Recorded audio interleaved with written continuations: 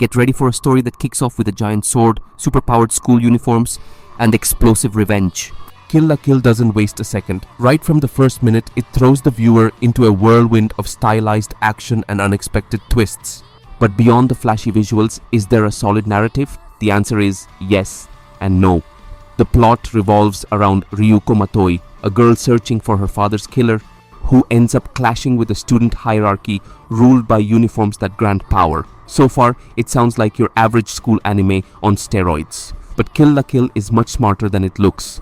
Its narrative is structured like a spiral. It begins with a relatively simple conflict, but with each episode, the world expands, adding thematic layers and revelations that completely shift our perspective. One of the show's strongest points is how it turns absurdity into a virtue.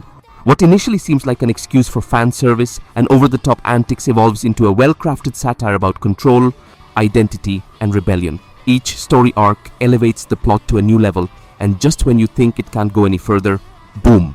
An alien secret organization shows up and rewrites the entire rulebook. Too crazy? Maybe.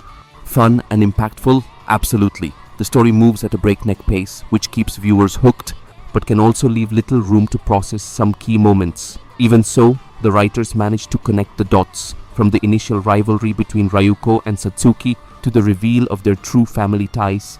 Everything fits together like the chaotic but functional pieces of a puzzle. And it's not just narrative development, but emotional as well.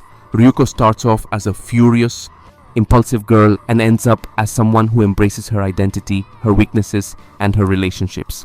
That growth gives real heart to a story that could have easily drowned in visual excess.